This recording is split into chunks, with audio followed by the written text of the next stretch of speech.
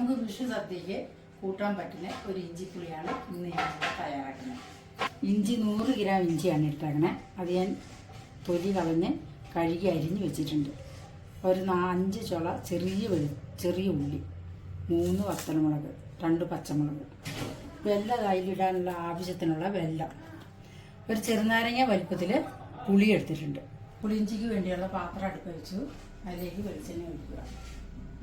എണ്ണ ചൂടായിട്ടുണ്ട്. 2 സ്പൂൺ എണ്ണ മതി. കടുക് ഇടുക. 1 ടീസ്പൂൺ കടുക്, 1/4 ടീസ്പൂൺ ഉലുവ. ഇപ്പോൾ നമുക്ക് 3 വത്തലമുളക് ഇടാം. അതിനോടൊപ്പം പച്ചമുളക്, ചെറിയ ഉള്ളി. നമുക്കെല്ലാം കൂടി മിക്സാക്കി കൊടുക്കാം. ഉള്ളി ഒന്ന് ചെറുതായിട്ട് വാടിയിട്ടുണ്ട്. അപ്പോൾ അതിലേക്ക് നമുക്ക് ഇഞ്ചി ഇടാം. എല്ലാം കൂടെ കൂട്ടി നമ്മൾ ഇളക്കി ഒരു ഗോൾഡൻ കളർ ആവുന്നതിന് വരെ ഇളക്കണം. നമ്മുടെ പുളിയിഞ്ചിക്കുള്ള ഇഞ്ചി നല്ല ബ്രൗൺ കളറായി വന്നിട്ടുണ്ട്. ഇനി നമുക്കിതിലേക്ക് ആവശ്യത്തിന് 2 ഇതിൽ കരിവേപ്പില, പൊടി ഇടുക. മഞ്ഞൾപ്പൊടി മുളക് പൊടി കൂടി ഒന്നിച്ചെടുത്തില്ല കേട്ടോ. 1/4 ടീസ്പൂൺ മഞ്ഞൾപ്പൊടി, 1 ടീസ്പൂൺ മുളക് പൊടി. ചെറിയ തീയിൽ വെച്ചിട്ട് വേണം ഇളക്കാൻ. അതിൽ പൊടി പെട്ടെന്ന് കരിഞ്ഞു പോകും.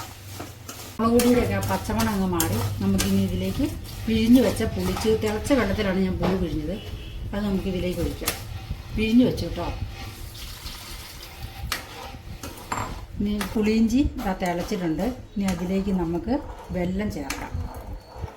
ചേർക്കാം. ഞാൻ 1 ആണി വെല്ലമാണ് എടുത്തത്, 1 കഷ്ണം വെല്ലം. അത് അരിഞ്ഞ് ചിരണ്ടി വെച്ച് ഇതിലേക്ക് ഇടുക. ഇനി സ്റ്റൗ ചെറിയ തീയിലേക്ക് വെച്ച് നമ്മളിങ്ങനെ ഇളക്കിക്കൊണ്ട് നിൽക്കണം. ഇത് കുറുകുന്ന വരെ. നമ്മുടെ ഇഞ്ചിപ്പുളി ഇപ്പോൾ പാകത്തിന് വെള്ളമായിട്ടുണ്ട്. ഇതേ ലൂസിൽ മതി, ഒത്തിരി ലൂസും വേണ്ട.